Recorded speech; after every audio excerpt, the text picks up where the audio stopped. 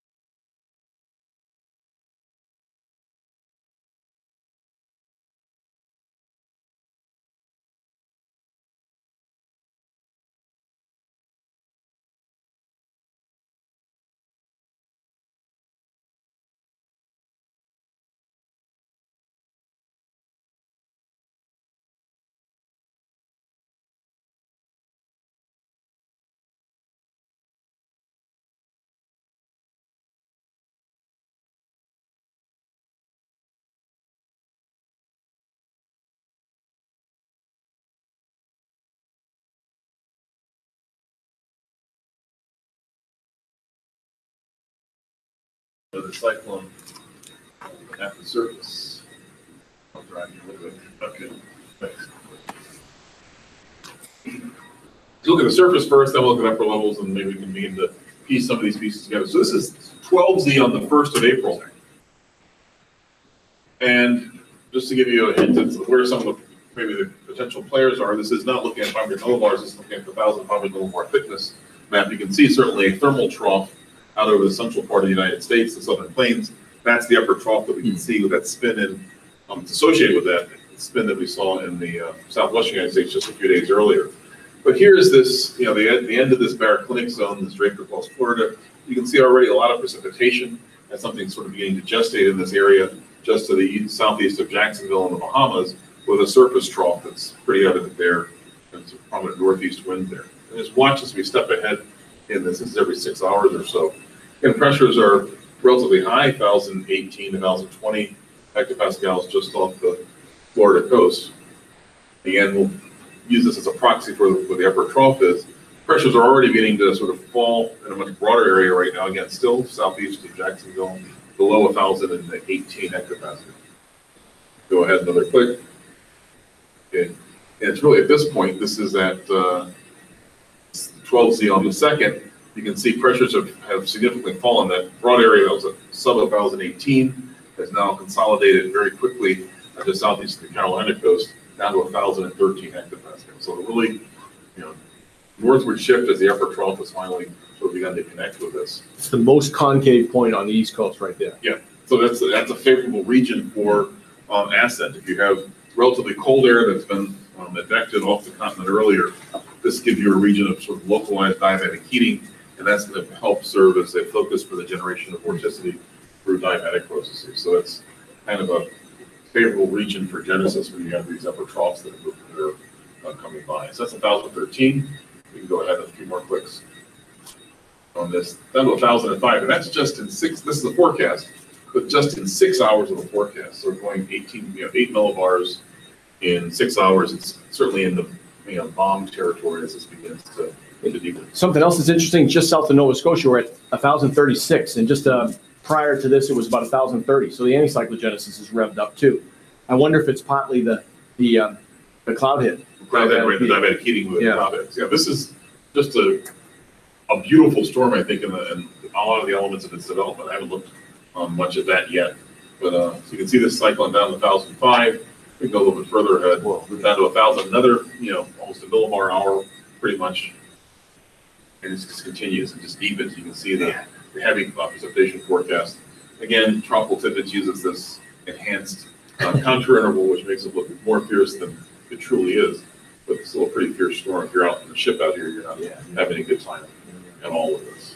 Maybe John would. Probably. Well, only if I was in one of those balls, like they had in the Jurassic Park movie, you can roll down the hill and you don't have to worry about being hurt. Right. Then I'd love it.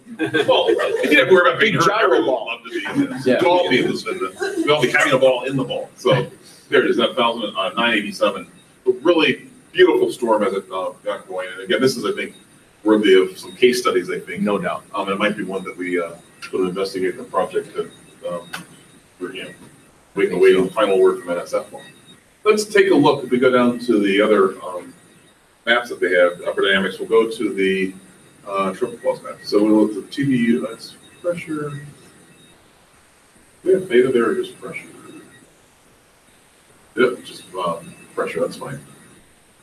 No, it's going to be it. And let's go back to the initialization of this. Initial time. So recall, there's clearly the upper trough. This is looking at the dynamical tropopause, the surface of constant potential vorticity. We're looking at the structure of that PV. So you have a nice, local minimum in pressure. This trench in the tropopause with basically a cutoff in the tropopause and perhaps a little jet maximum at its base, which you kind of expect that. Fairly high dynamical tropopause off the southeast coast. Nothing in terms of sea level pressure perturbations. As we step forward in time, you see, really no changes out over here. This warming that we see, the elevation of the tropopause here might be due to some diabatic heating initially, and that may have triggered some of the initial development. Again, these are some interesting things to look at. We saw in the satellite imagery that burst of convection off, just north of Bahamas, east of Jacksonville around this time. Let's go forward another click. Okay, so this persists. Here's the upper trough. It was around 12Z is when sort of everything began to come together. There's a cyclone, the first node of a real cyclone here, just off the southern South Carolina coast. We'll also watch the structure of the dynamical tropopause downstream of this, because any warmer colors that appear here are an indication of an elevation of the dynamical tropopause. So it would be better if we could see this depiction in terms of potential temperature, because then you could actually see the warmth there and then directly attributed to diabatic processes. Let's go ahead one more click. Get a little bit here, maybe just a smaller area around that. That's 2005. And you can see, if you go back and forth between these two, you can see again, tropopause height goes up significantly. And I would guess, again, this is not the best variable to look at. This is associated with diabatic heating eruption, which is going to help build the ridge downstream of this, and also for certain the wavelength of the stubby disturbance that we have that instigated this. We'll go ahead a little bit further. You can see the development, again, this broad area of increasing heights, or not heights, increasing height of the diameter tropopause in terms of pressure as we go further ahead in time. But really just a really nice disturbance, compact disturbance, very intense. You can see the diameter tropopause getting down into about 500 millibars or so. Beautiful storm. Yeah, it is. Maybe we'll look at some other elements of this later this semester, just roughly as time permits. But again, I think one worthy of a 452 case study, certainly. Yeah.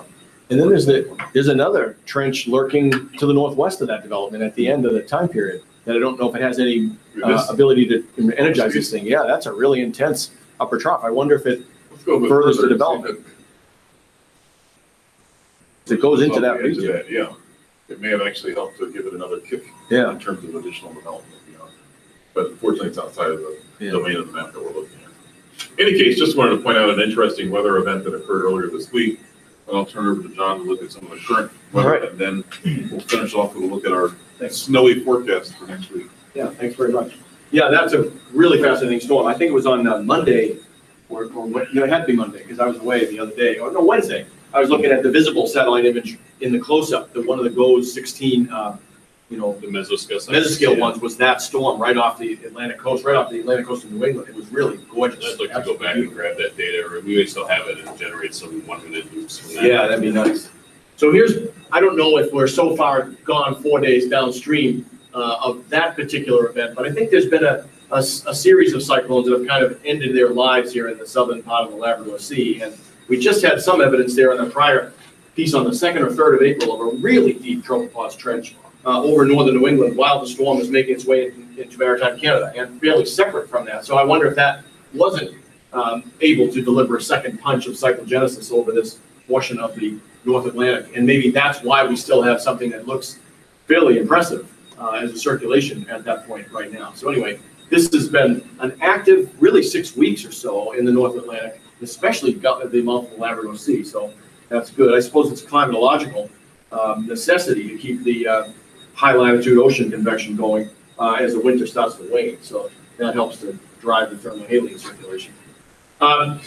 Here we have across the continent, cloudiness in the eastern half of the United States, not much of it well organized. We'll see that on the radar. And then a pretty nice day across much of the interior of the central and western part of the country. And then cloudiness associated with a cyclone here in the Gulf of Alaska that looks better now than it did. It looks better in the visible than it does in the infrared. The cloud tops are at a variety of different heights. This is a pretty nice looking storm in the visible imagery, and precipitation strewn all the way from the Queen Charlotte Islands down to San Francisco Bay, or even further south by this time, along the trailing cold front of that storm. So a fairly unsettled day in the east and a fairly nice day in the west. We'll see that when we look at the radar, which we should do next. John, one last thought. Though. Yeah. On the Labrador Sea storm, the kind of southerly flow that's forcing that air right up along Greenland. Yeah. That's forcing it up upon like the really strong or high topography there. And I know that Claire's been looking at that being really important for what kind of ice ice cloud microphysics thing. Oh, yeah. That's really important for the mass balance of the Greenland ice sheet. So yeah, it's just a nice example of that. And this is not only the water vapor, but the nature of the processes in the cloud, whether they're convective or stratiform. I think this is the all ice case versus mixed cloud liquid water, which happens when you have a block where the cyclone is now. Yeah. So. Which one radiates better? Ice clouds or mixed clouds? I forget. Ellen's told me about this a number of times. I don't remember. I can't remember either. Yeah. So I thought actually, yeah. So this is a follow-on to that. I thought Melissa was actually going in a totally different direction with that. With the flow that's coming up, the southeastern flow hitting the southeastern tip of Greenland, the east side right there, there's a significant jump in topography there. I'm wondering, with the latent heat release there, if the track of cyclones in this sort of manner can help, that latent heat can actually help foster the development of blocking ridges in the North Atlantic from the exhaust of because there's a lot of low PV that's at the top of the troposphere in these regions. Yeah, it's probably right. What if one were to run like a whole simulation of a season without Greenland? What would, or, you know, Or just 10 years lower, worth? yeah. That's what David Battisti loves doing. He loves just knocking out topography. Yeah, you know, I think it'd be interesting to take Greenland out of the North Atlantic and see if you get anywhere near as much blocking. Somebody's bound to. I feel like someone has. I did back Luke's my done. master's thesis. Yeah, I took Greenland out through just a single storm, and Yeah. the entire storm track shifted that south. right? I remember talking to you about it. This was the 920 millibar low? Yeah, Yeah, 914. or 914. Yeah, and if we took Greenland out, the track would have been straight across the UK because there's less of a large sort of PV max in the leading Greenland. Yeah. And that kind of, the interaction between the actual cyclone and that anomaly ended up sort of making the track sort of further north. Yeah. What it is. It's really interesting. I guess another question along these lines is how long of a simulation would you have to run before it gets to something like a new climate equilibrium without Greenland? Maybe 10 years isn't enough. I don't know. That's a big perturbation. I'm sure it affects the ocean. I'm sure it affects a lot of things. We'll probably find out in about 100 years when most of the ice cap is gone from Greenland. Yeah. And or when the president decides taking out Greenland actually means taking it out. We don't know what might happen. Okay, so let's go to the radar summary across the country. Oh, too big. Probably got a solution to that. Wow, he doesn't. All right, so here you can see this stuff is not so well organized as what it was earlier in the weekend, and that's not obvious from just the satellite picture, but it becomes a little more obvious from the radar. Pennsylvania's had kind of an interesting day today. I think they're going to have a mix of rain. They've had a mix of rain and snow and sleet in the northeastern part of the state. Scranton, I don't know what they've had. We'll see on the surface map in a minute. I think it's cold enough that some of this precipitation may be falling as frozen stuff in southern New York State as well. Widespread, occasionally convective precipitation across Virginia and the Carolinas, and then a really interesting orientation of a line of convective showers that some of them are more or less stationary to the south of the extreme western end of the Florida Panhandle. Some of them are progressive across it. It's really interesting. I don't know if I've ever noted a line of continuous line of thunder showers like that sits there at that particular latitude line. Maybe there's something about a sea breeze. It's midday. There might be something that kind of interacts with it there or something, or the fact that we're right about at the southern end of the cold outbreak that gave us a cold Sunday and Monday, and this might be the southern edge of that right now hitting the Gulf of Mexico. Anyway, it's very interesting and it's persistent. It's been going for 7 or 8 hours now. And then on the western part of the country, first, not surprisingly, not too much activity precipitation-wise over the Intermountain West and the Western Plains, as we saw in the satellite picture, or sort of suggested by the satellite picture. And then here's the precipitation along the west coast. And I think it's probably more continuous than it looks. I don't know where the radar sites are in Oregon. And probably one in Portland, probably one in the southern part of the state, probably not one in the middle coast region. And this might be far enough away that you lose a little bit of the signal in that precipitation band across the central coast of Oregon. And then it picks up again more obviously across Northern California all the way south to San Francisco, as it looked like on the satellite. Okay, so we have a really nice day brewing outside. It's going to stay nice, it looks like, no precipitation. And Michael will tell us about the weekend, which I'll just give you a hint. If you have the chance of going out to do things this weekend or next weekend, choose this weekend. You don't want to wait till next weekend. Okay, let's take a look at the West Coast satellite movie. And I'd like to get, I don't know if we're far enough into the day to get anything invisible, but let's take a look at this. This is good. We don't want that. I like the grayscale. Well, I think we've got those. I think they're listed, but they don't seem to show up. Okay, we're I don't know, maybe they can. up here. Oh, I may not be generating those for out west. I can work on that. Yeah, I like the grayscale. So that storm that we could see in the visible at an oblique angle just off the coast of the British Columbia, Queen Charlotte Islands, Vancouver Island, that's the center of that storm. And you can see in the infrared, there's clouds in this location that are quite obvious in the visible, of course, but they're not very cold, and so they don't show up at some of the earlier threshold temperatures in the infrared. So it looks a little bit more dilapidated, although to the experienced eye, there's not really much of a loss of information there. It's just a little bit of a loss. And then there's a companion storm that's further to the west that's kind of spinning down. So really, they're at about the same latitude, and they've been companion storms for a couple of days. And then Here's Hawaii. So the tropics begin right about there. I don't know if you've been looking at this map all week, but I have. It's been a week of very little interaction between the tropics and the exotropics in the Pacific Basin. It's just beginning now to kind of demonstrate that they know that each other exists with this little bit of a plume of cloudiness, not much of a plume of moisture. And earlier in the week, even these fairly weak features were absent. And the ITCC type convection was as weak as it looks right now. So it's kind of a subdued tropical, extratropical interaction milieu in the eastern and central Pacific over the last several days. I don't know if that translates to better predictability for 7 days out, or who knows. So there might be something. Maybe we take the story about the potential snowstorm a week from yesterday, today, a little more seriously in the absence of contamination by these kinds of interactions. I don't know. Actually, I think there's really warm SSTs all the like El Nino regions. Yeah. So I think I remember reading or seeing at least the headline of a blog post saying like, where's the rain associated with this? And usually that's El Nino kind of enhances predictability because that's all people look at. So I think people are kind of puzzled right now. Oh, okay. In models, that's a different story, but for this, that's seasonal, more subjective. Right. So when they say where's the rain, any particular parts of the country they're looking for? No, just like over the warm SSTs in the tropics. I see. Like OLR and things like that don't seem to be lining up with what the SSTs themselves would be indicating, I believe. I don't know nearly enough about tropical meteorology. I'll say that, everybody probably already knows that. But I've always felt somewhat uncomfortable about the very simple relationship between a warm portion of the sea surface temperature, and that's going to necessarily mean it's going to convect.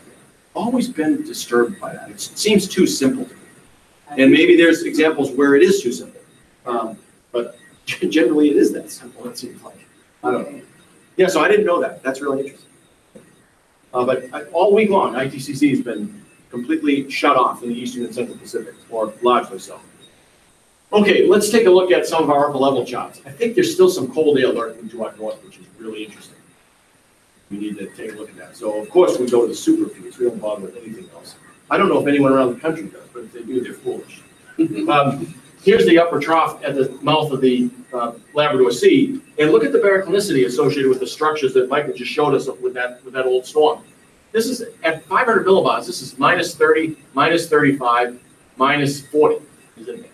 That's minus 39 at somewhere on Newfoundland.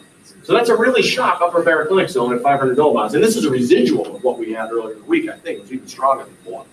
And then upstream in Canada, another kind of weaker cutoff wave over the northern and part of Hudson Bay and into the archipelago. And that's providing some westerly flow broadly across the plains.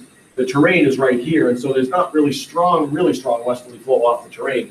Further south there is in the central, in the United States. So the flow here is weak, but it's across the terrain. So I think we're going to see as the weekend goes on, a little bit of warm air production by subsidence in the high plains, and that actually comes to our assistance for a really maybe warm Sunday. And then an upper trough over Baja, Mexico. This is a kind of a climatological feature at the end of March, early April. This is where the lowest, when the lowest temperatures in the middle and lower troposphere in Los Angeles are climatologically, and they must be carried by such waves as this. Occasionally at this time of year, they'll get well south of that latitude, and then they rapidly become wildly anomalous, because this is a really rigid boundary. We had one like that. Connor Casey did his thesis on that for the storm in early May in the southeast in 2013, I think it was. And so here is the upper trough associated with probably an amalgamation of a bunch of different disturbances. The one that we saw just off the coast in this location is not really discernible by itself. But upstream of that location, there's a region of a little bit of differential temperature convection, cold here and warm here, and it looks like a region of potential baroclinic development. Although at 500 millibars, it's a bit of an odd signature to see that looking like that. It might be more you see in the lower troposphere. Generally, westerly flow across the continent really means that we are at least at or above climatology. That's a simple rule, and that's mostly because the terrain is to our west. It's hard not to feel some effect of the subsidence and warming to our west in such regimes as this. Let's see what it looks like at 700 millibars. So at 700 we see are the same structures, higher contour interval. They look maybe a little more impressive, but there's our cyclone in the Labrador Sea. Baroclinic zone doesn't really look very different at 700 than it did at 500. That's a deep structure that's going to maintain a certain sort of integrity the higher you go. And then with our feature over the western part of Hudson Bay, there is a region of cold advection, and there's a downstream region of warm advection. So there's something of a barophilic nature developing on the southern coast of Hudson Bay in northern Manitoba. And then here's the same sort of thermal structure that we saw at 500, looking like it's a potential region for a barophilic development, cold advection behind a region of warm advection, a little bit of a leaf feature there that might turn into something. And then persistent flow across the high terrain, although again, not very strongly, but it is discernible, I'd say that. And let's take a look at 850, even though sometimes it's kind of an ugly analysis. I was hoping to see some of the thermal structure here. You do see some really nice thermal structure with the cyclone in the mouth of Labrador Sea. There's a stronger low-level baroclinic zone. The further down you go, it gets better. And then there's a nice thermal ridge that connects into roughly into the northwest portion of that cyclone. So that's probably the old occluded part of the structure. And that's actually the one that's also dragging all the water vapor to southern Greenland, southeastern Greenland. So it's all flow ahead of the cold front through the trowel and then smashing into the terrain, icy terrain of Greenland. And then look at this. I mean, we're enjoying a nice day outside. It's only +1 at 850 at Green Bay, +3 down in Davenport. So it's not really that warm, but not far away from us. It's very much colder. -12 northwest of Lake Winnipeg, -21 at Churchill, Manitoba. So it's chilly, and there's pretty decent cold advection all the way at least to the border with Minnesota. And then we have to watch out for where that's going to go. Here's the disturbance that seemed to show up as a differential temperature advective feature on the south coast of Hudson Bay. It's a decent looking little wave. I want to go to 300 in a minute and see if it's got a connection to the upper jet. It probably does. But that's a nice looking wave. The one here actually seems to get a little bit washed out in terms of the thermal field, but it becomes a little more lively in terms of the wave field and the geopotential height at 850 than it appeared at both 500 and 700. So let's go to 300 feet and just, sorry. Before we get out of it, so at 850, there's probably some weak warm advection over us, or it's neutral to slightly warm advection. That's +2 at 850 over us, and so I guess our rule of thumb is if you were to mix down, if we're sufficiently dry, the soil was dry enough, that soil radiation mixing, we could probably get up to what, +14 or so, below the 50s today. Probably be the expected maximum high we would get to. Yeah, and then there's no evidence yet of any obvious upstream warm bubble that's analyzed, but some of these temperatures, like the one at North Platte at Rapid City, 14 degrees, this is about where it is. And that's probably subsidence-induced warming. But there's no clear trophiness that really is obvious. There's southerly winds on the southern portion. There's a couple of zephyrs from the northwest at Rapid City. So something's trying to get itself organized in the high plains, as expected in the subsidence region. And it's much warmer at the same latitude further west than it is here. So yeah, if we add 6 or 8 degrees to 14 tomorrow, we're talking about 68 or something like that. Okay, let's go to 300 feet as the last place. I just want to see what it looks like relative to that position of that upper wave. There's definitely a favorable environment. There's a jet feature to the west. It's weak, but it's discernible. 70 knots up here to the northwest of Lake Winnipeg, and only 50 in central Manitoba, or Ontario, sorry. And so there's some curvature in the flow and some decrease in the speed. So this is a cyclonically curved exit region, even though it's a weak jet feature. And it's just in exactly that location we're starting to see some development, apparently, in the lower troposphere. But it's not really a strong jet feature, and we see the only strong jet feature is on the western side of that upper trough. And we saw some evidence for that in the motion of clouds in the satellite picture. Maybe let's just take a look at what's happening here in the subtropical jet axis. This is 300 millibars. I suspect it will be a stronger feature at 200. Yeah, much stronger. 141 knots. So there's a really strong subtropical jet along the border with Texas and Mexico, and then in central Mexico itself. And it even continues into the Caribbean, although in a weaker state. So that's an interesting feature. At this time of year, that can be part of the environment that might set up conditions for severe weather. It doesn't appear to be doing that over this weekend, but it can sometimes work in that direction. John, I don't know if this is diagnosable, but back up that 300 millibars, the jet over the Pacific is 193 knots, which is pretty Yeah, I think impressive. Do you think that's a subtropical or polar or merged? Or we can try to make an estimate of that. Let's go to my page for that. But before we do, look at this temperature contrast. Ringing the upper trough at 200 millibars.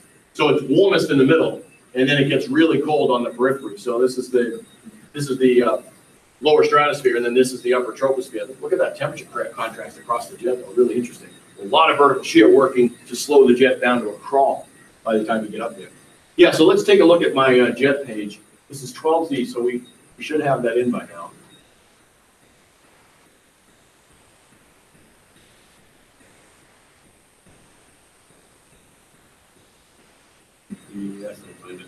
Yeah, not on this, so I think you just gotta put jet after Morel. I have to put /jet, see if you get anything. Forget the address. You might. Get the address.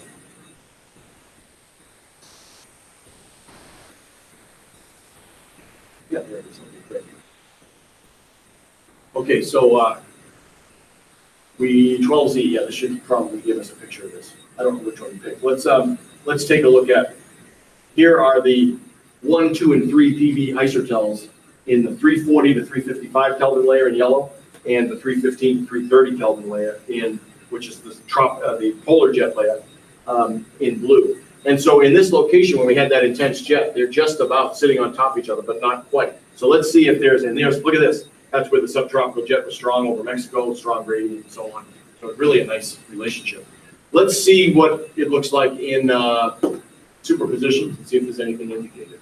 Yeah, 12Z, sorry, 12Z, yeah, sorry. Oh, that's the jet. There's no superpositions, but we can look at the jet with,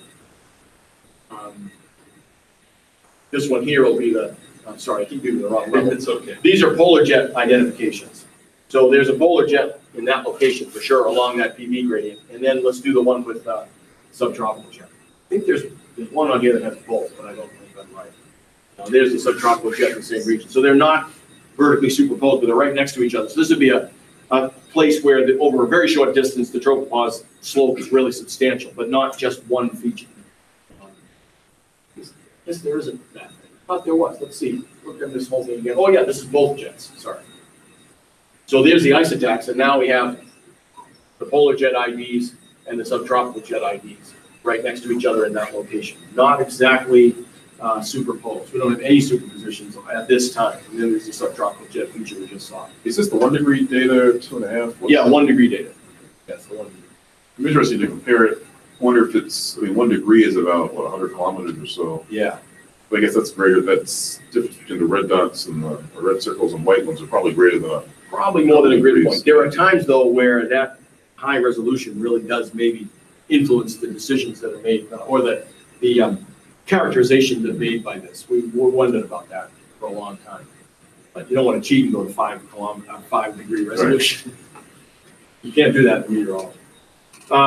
Okay, so yeah, close but no cigar. But it doesn't always matter that they're exactly superposed. An intense jet is an intense jet, and it's going to have intense exit and entrance region circulations and have an impact on the money. Okay, so I think we'll go to the forecast now, which is not exactly seeded. Oh yeah. What's happening in Pennsylvania? Now it's raining in most of the stations that are reporting in Pennsylvania. Earlier there was freezing rain reported in many of those, and there's no snow even reported anywhere in light rain 30 over 28, whatever that is in Binghamton, right over the water. Yeah. That's weird, isn't it? Don't get that. So it looks like southeastern New York, Albany are all possibly on the gun for some frozen or freezing precipitation. Yeah. Low dew point there. Yeah, it's going to do a lot of cooling in that column. Yeah, that's probably what happened here. That's definitely true. The same is true north of Hartford. Right. So this whole region is susceptible to some concern on that.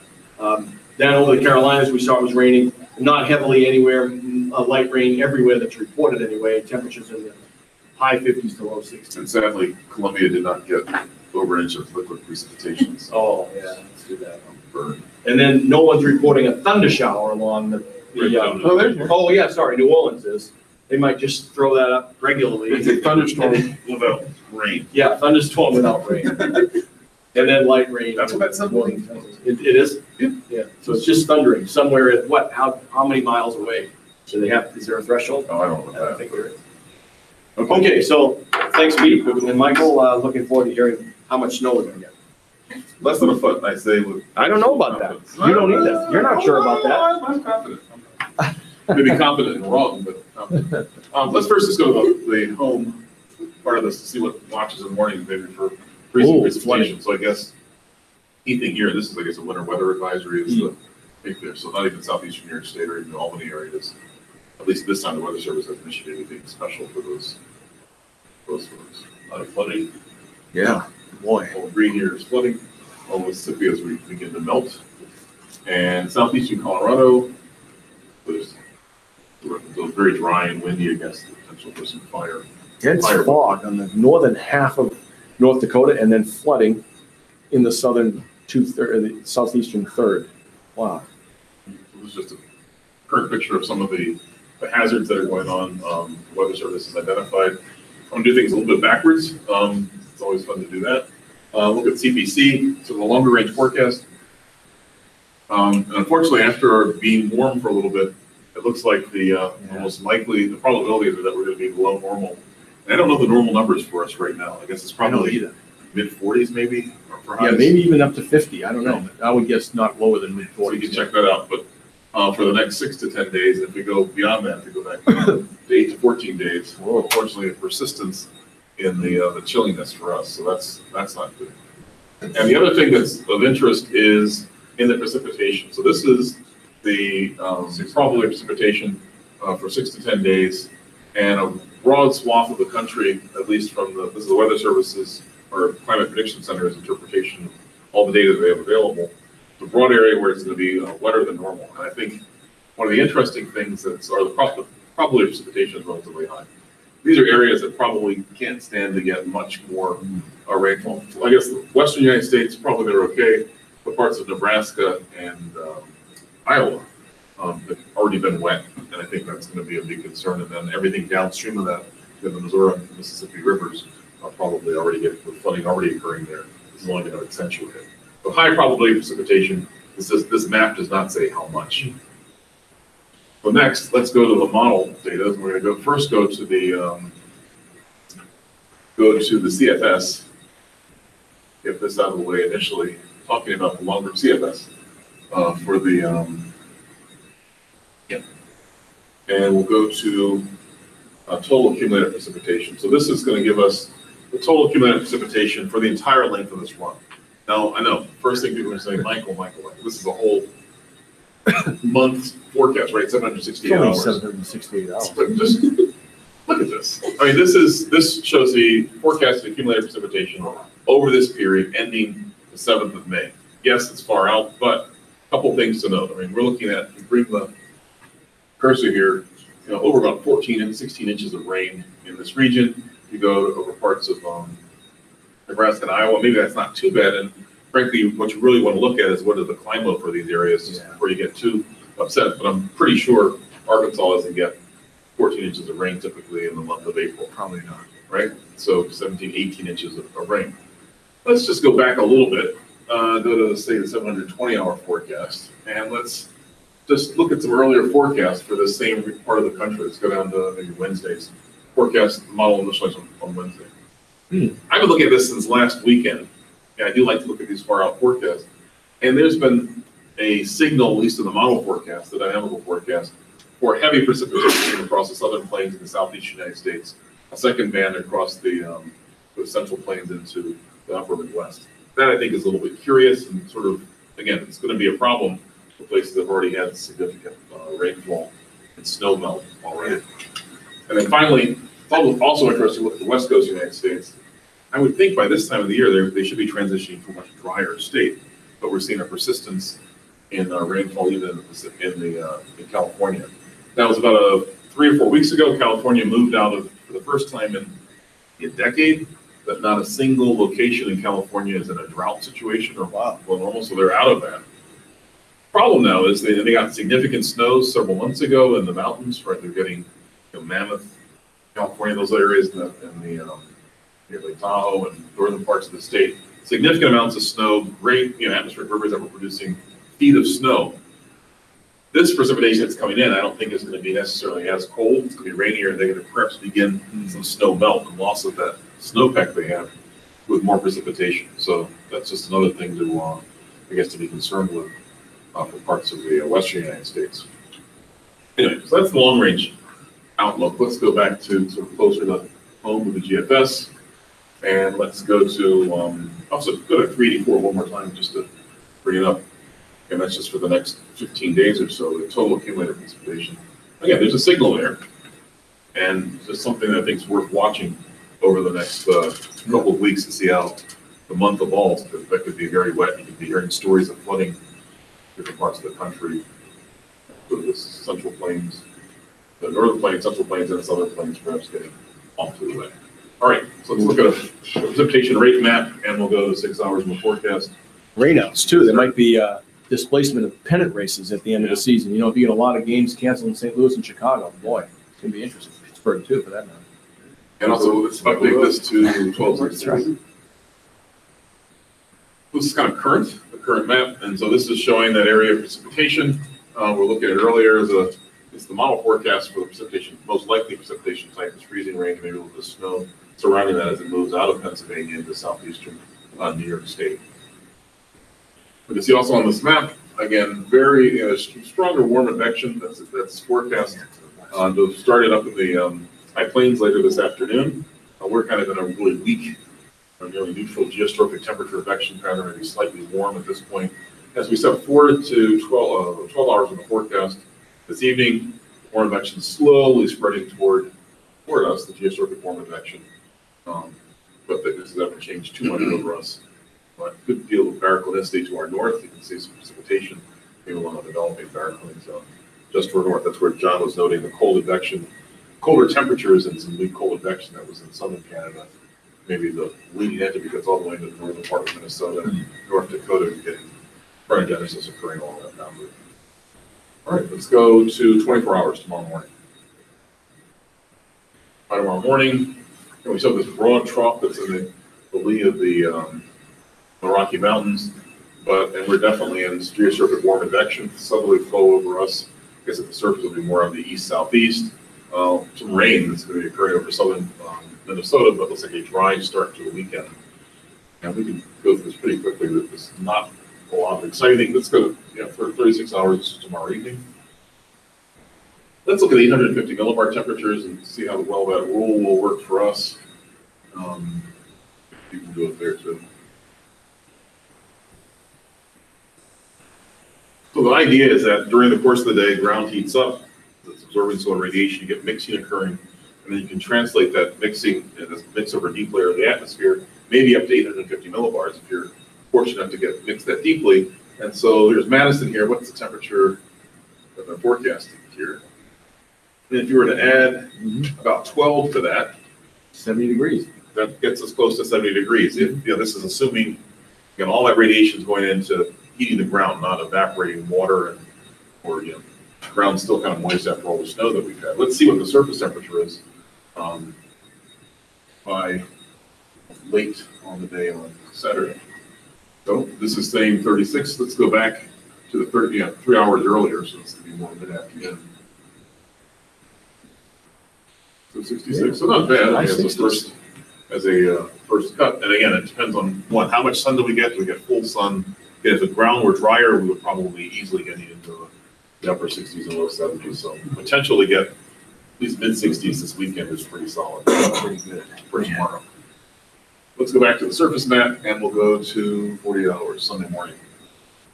Again, lots of little areas of precipitation around us, but still a fairly dry weekend at least to start. We go to 66 hours of this. So this is actually, let's go back 1 6 hour period, please. So this is 0Z on Sunday, so on Monday. So this is Sunday evening. Looks like maybe some showers around us at that point. And we're finally getting back into some cold advection with winds shifting to the northwest. So we're weak cyclone passing by to our north. We got some precip. We got washed out over the weekend, but maybe a greater chance of showers on Sunday. And we'll just step ahead 24 hours, so I'm gonna quickly get to them, be more interesting thing. This looks like a pretty decent day on Tuesday, on Monday into Tuesday, fairly decent. With this broad southwesterly flow, west southwesterly flow over us. We'll go ahead to 108 hours. That cyclone moves by, we get the cold advection coming in. We know what's up. All right, here's the 540 line to our north. Let's go to 120 hours. Okay, 540 line is just to our north as the precip begins to streak eastward. And then by Thursday, Wednesday evening, the models are forecasting a fairly decent cyclone has emerged out of the Southern Rocky Mountains, is now over southeastern Kansas, and a broad swath of precipitation to its north, with the most likely precipitation, forecast to be snow, actually over us into the Chicago area, and then significant snowstorm back parts of Nebraska. Again, all this precip places that are already still experiencing flooding, that's not good. All right, let's go ahead slowly in this. Model still forecasting frozen precipitation. This looks somewhat serious, all the way down to southern Iowa. Gravity waves going on. Yeah, look at that structure, the structures here. This is pretty interesting. And then you get 144 hours. Oh, man. This persists. So the darker the blue, the heavier the snowfall. How much do we get, I wonder? Let's go to regional. Michael, it's worth pointing out that the average, the median of the Euro ensembles and the GFS ensembles have it way further north. Right, so we're gonna look at a couple different things. I'm not gonna trust one model. Yeah. But it's fun to look at, right? Hey, good people say. Total snow accumulated, okay, so this is what their models are forecasting. Look at Chicago. So we got 13.7, 6.9, I mean, down in Beloit, 8.9. So this is a significant, 8.9. All right, do we want to get too excited? If we do Kuchera just for fun, it's actually a little bit less dramatic because it's including the Kuchera scheme takes temperatures from 500 millibars down to 1,000, comes up with identifies the highest temperature in the layer, and does some things to work out what the likely precip is going to be, but you just do a simple 10 to 1. But the reality is, this is April. It's not even March. It's April. High sun angle. Stuff's going to melt. If you look at the actual snow depth, this is just the total accumulated, which is pretty much this event. Look at snow depth. This, that knocks things down a little bit. And but let's go back to the total accumulated snowfall and look at a couple of different models and just get a sense of what's happened. Actually, let's stick with the GFS. Let's go to 6 hours earlier, just to show there is a lot of variability in the forecast at this point. Same time period, and this is when Chicago was getting 13 inches. The same model, just initialized 6 hours earlier, 3.2 or so. Let's go back to 0Z. So it's bouncing around at this point. Let's go to the FB3, which is the successor to the GFS, or soon to be successor. Oh, yeah. Okay, that's from 0Z. Let's look at the 6Z. They got 19 inches of snow. They closed the stadium or something like that. Huh? Yeah, right. Okay, that's the 6Z. Remember, the GFS had hardly anything during that run. And then let's go to Take your pick. Either movie's good. double feature. Yeah. Wait, folks, there's more coming. Okay, so this is the GFS. Let's look at the Canadian model. EDPS. Put over us. So if you go back to the 0Z run, we run this twice a day. All right. This is perhaps one of those runs that earlier had it cold in the north. So there's been a shift in the models, obviously, between 0Z and 12Z. We'll just see how this sort of plays itself out. But there's at least some level of consistency for perhaps a snow event over us earlier this next week. Let's go back to the GFS, please. And bullseye. Yes, this is total accumulated. That's from the 0Z run. Let's go back to the current run. And look at this, just the surface map. So the snow's still going on. This cyclone's moved into southern Indiana or central Indiana. Go ahead again. Finally, that's over. Point John's thinking, great snowfall, right? Yeah, and I leave town that night, so I don't even have to shovel it. And Min's away. She's in Florida. I can let it melt. Just let it melt. Let it go. Okay. And then, so next weather watch, we're just chilly with a weak cold advection over us. Let's go ahead. Let's go back to the full map, please. Yeah, so next week, as John was suggesting, this is next week, Friday in the morning. It's gonna be chilly. I guess we have lows in the 20s if that's, at this point with a fresh snow cover or melting snow cover. Let's go ahead to 186 hours just to move it along a bit. And so next weekend certainly will be decidedly colder than this weekend. Where we have thicknesses in the 540s and 550s, we're down to 528 thickness. So this is gonna be a pretty chilly weekend. Let's go ahead to 204 hours. Oh, we have something else. We have the planes again. All right. 2016. Looks like it's gonna be wet and just I don't know. liquid freeze. Hold on a second. I don't know about All that. right. 228. Yep. Of all the places. Just let me get hit again. Again, this is, we're at the cartoon land at this point for a forecast, but again, potential exists for, again, some more frozen precipitation 2 Sundays from now. Awesome. So John's just. Look at that. That's awesome. With the snowfall. So Monday. this is just the accumulated, 24-hour accumulated rainfall again. Huge amounts forecasted in the southeastern United States. But we'll look at amounts. Get right along the Wisconsin Illinois border. That's where that's About concentrated. 8 to 10 inches of snow. I mean, the big part of this, we haven't gone into the why. Why in that small area just north of the cyclone center, maybe where the vertical motions are most intense. What's that? I just wanted to see between the two what the total. Sure.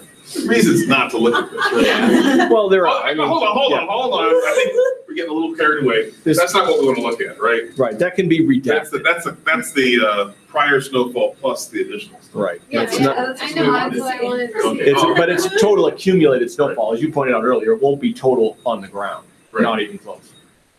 Our snow depth, 2 Mondays from now is what? 2-3 inches maybe. Yeah, so a lot of it disappears as it falls almost. Right. Tallied and then sent to the history's dustbin.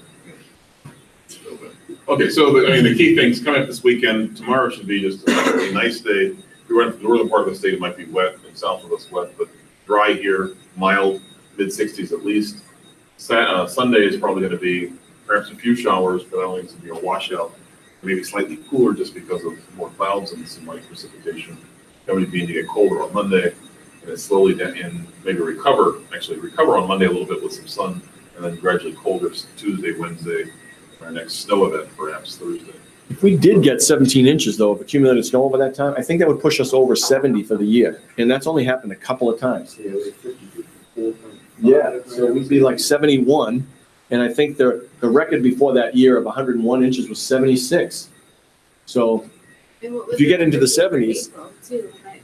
well, the record for April, yeah. Yeah. So is that the- was that your Oh, can we see what the normal is right now? Yeah, this is the snow. Yeah, so it's like 54, as Luke said. Add 17 to that, you're in the 70s. I remember a lot of big snow. So It's that's, been getting that way. we don't usually get 70 for the season. Yeah, so our normal high, wow, I was way off. We're supposed to be in the 50s. Oh, yeah, okay, almost mid-50s, close to mid-50s. Yeah, 150, yeah. That's actually pretty impressive. So, Be 10 degrees above normal tomorrow, maybe.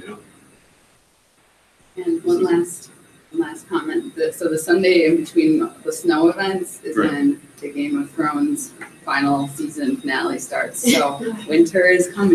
There you go. Prepare for weather memes about that, I'm sure. Right. Winter is coming, so.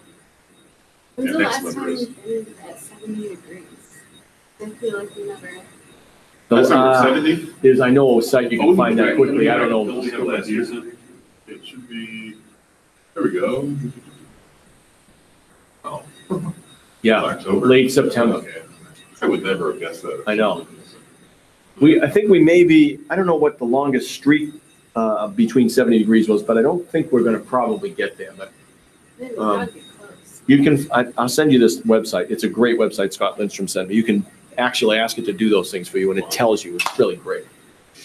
So, That's it. We'll see if we actually do end up getting any snow here on this upcoming week, but enjoy the weather tomorrow. Have a nice weekend. Thank you. All right. Thank you, Michael. Thanks, Pete. So that step in the direction of getting a lot of snow. oh yeah, that's right, yeah. Thanks, Pete. Thanks, John. Thanks.